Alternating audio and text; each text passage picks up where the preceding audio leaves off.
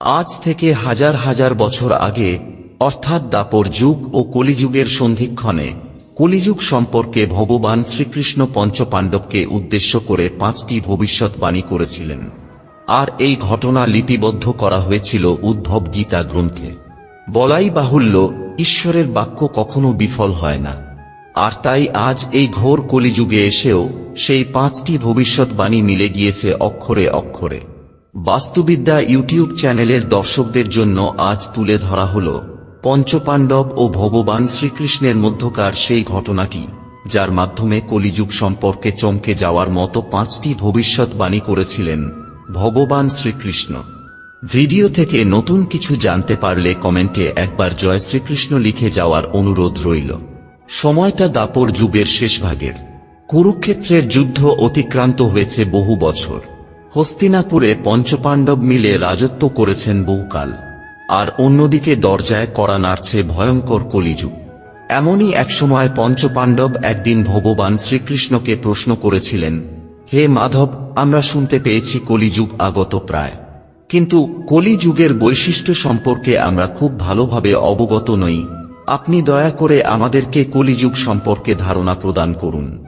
পাণ্ডবদের অনুরোধ সত্ত্বেও ভগবান শ্রীকৃষ্ণ সরাসরি তাদের প্রশ্নের উত্তর প্রদান করলেন না, বরং তিনি বললেন, হে পাণ্ডবপুত্রগণ, এখন আমি এখান থেকে 5 দিকে 5টি তীর নিক্ষেপ করব।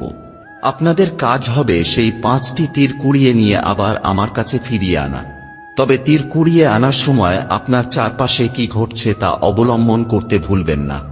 এই 5টি তীর ফিরিয়ে আনার পর আমি আপনাদের প্রশ্নের উত্তর দেব। পাণ্ডবগণ সানন্দে শ্রীকৃষ্ণের কথায় রাজি হলেন এবং শ্রীকৃষ্ণ তার ধনুক দিয়ে 5 দিকে 5টি তীর নিক্ষেপ করলেন। আর সাথে সাথে পাণ্ডবগণ বেরিয়ে পড়লেন তীরগুলোকে কুড়িয়ে ফিরিয়ে আনার জন্য। অল্প কিছুক্ষণের মধ্যে পঞ্চপাণ্ডবের প্রত্যেকে একটি করে তীর হাতে নিয়ে ফিরে এলেন শ্রীকৃষ্ণের দরবারে। উৎসুক পাণ্ডবদের প্রশ্নের উত্তর দিতে ভগবান শ্রীকৃষ্ণ এবার জ্যেষ্ঠ পাণ্ডব যুধিষ্ঠিরকে প্রশ্ন করলেন, বলুন ভ্রাতা যুধিষ্ঠির, আমার নিক্ষেপিত তীরখানি কুড়িয়ে আনতে গিয়ে আপনি কি কি দেখতে পেলেন? যুধিষ্ঠির উত্তর দিলেন, হে গোবিন্দ, আমি তীর খুঁজতে গিয়ে এক অতিশয় সুন্দর হাতিকে দর্শন করেছি। হাতিটি জলাশয়ে দাঁড়িয়ে জল পান করছিল, কিন্তু আশ্চর্যের ব্যাপার হচ্ছে হাতিটির সুর ছিল দুটো। এই ঘটনার সাথে কলিযুগের কি সম্পর্ক?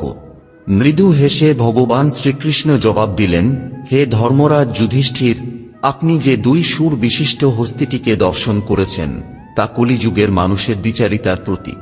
কলিযুগের বেশিরভাগ মানুষ হবে মিথ্যেবাদী এবং স্বার্থপর। তারা মুখে এক কথা বললেও কর্মক্ষেত্রে সম্পূর্ণ ভিন্ন থাকবে। অর্থাৎ কথা, প্রতিশ্রুতি এবং কাজের মধ্যে কোনো মিল তাদের থাকবে না। শ্রীকৃষ্ণের কথা শেষ হওয়ার পরে মধ্যম পাণ্ডব ভীম বললেন, হে দেবকী নন্দন, আমি যখন আপনার নিক্ষেপিত তীরটি ফিরিয়ে আনার জন্য জঙ্গলে প্রবেশ করলাম, তখন আমি এক অতি মনোরম গাভী ও তার বাছুরকে দর্শন করেছি। আমি দেখেছি বাছুরটি পরম তৃপ্তি সহকারে গাভীটির স্তন থেকে মাতৃদুগ্ধ পান করছে, আর গাভীটিও পরম মমতায় তার বাছুরটির শরীর লেহন অর্থাৎ চেটে দিচ্ছে। কিন্তু দুঃখের বিষয়, মা গাভীটি এত তীব্রভাবে বাছুরের শরীর লেহন করছে যে তাতে বাছুরটির শরীরের চামড়া ছুলে যাচ্ছে এবং সেখান থেকে আঘাতপ্রাপ্ত হচ্ছে।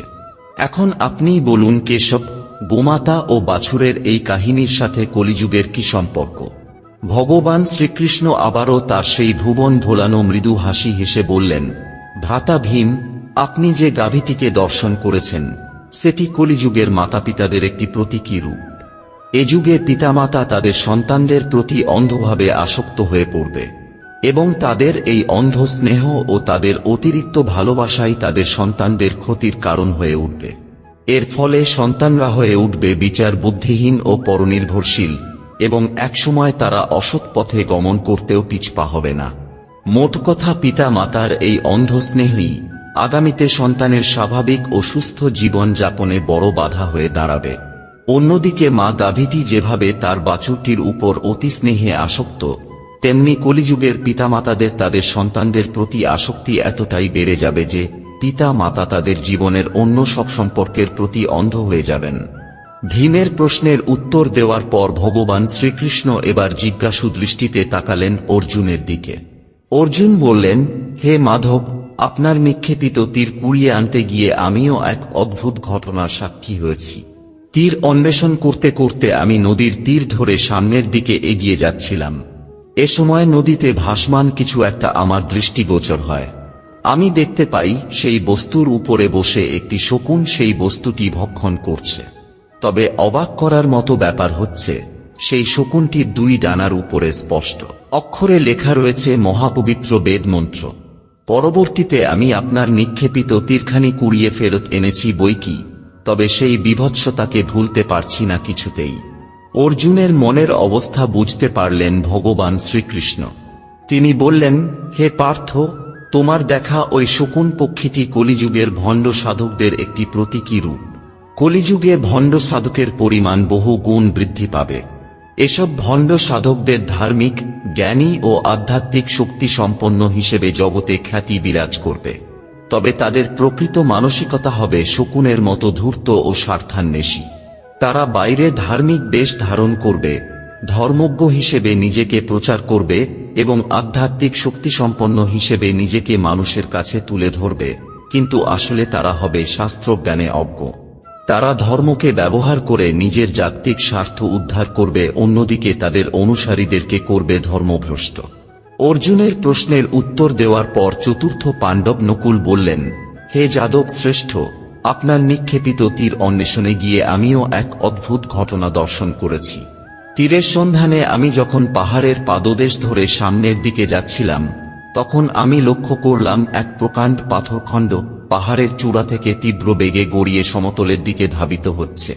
পাথরখণ্ডটি এতটাই ভারী ছিল যে পাহাড়ের উপরের মোটা গাছগুলো সেটাকে আটকাতে পারছিল না। বড় বড় গাছে ধাক্কা খাওয়ার পরেও পাথরখণ্ডটির গতি কমছিল না। সবকিছুকে লণ্ডভণ্ড করে পাথরটি প্রচণ্ড গতিতে পাহাড়ের পাদদেশের দিকে এগিয়ে আসছিল। কিন্তু অবশেষে সামান্য একটি লতাগুল্ম জাতীয় উদ্ভিদের গায়ে এসে পাথরটি এমনভাবে আটকে গেল যে সেটির গতি সেখানেই নিঃশেষ হয়ে যায়। হে যদুকুল শিরোমণি, আমার দেখা পাথরের এই ঘটনাটি যুগের সাথে কিভাবে সম্পর্কযুক্ত তা আমাকে দয়া করে অবগত করুন। উত্তরে ভগবান শ্রীকৃষ্ণ নকুলকে বললেন, হে নকুল, তোমার দেখা ওই পাথর কলিযুগের মানুষের পাপের প্রতীক। কলিযুগের মানুষের পাপের বোঝা ঠিক ঐরকম পাথরের মতো ভারী হবে এবং সেই পাপের কারণে সমস্ত বিশ্বজগৎ লণ্ডভণ্ড হয়ে যাবে। তুমি পাথরটিকে যে বড় বড় গাছগুলোর সাথে ধাক্কা খেতে দেখেছ, সেই গাছগুলো হচ্ছে নানা মত ও পথ। কলিযুগে নানা পথ ও মত বিস্তার লাভ করবে বইকি, তবে সেগুলো মানুষের প্রকাণ্ড পাপের বোঝাকে প্রশমিত করতে পারবে না।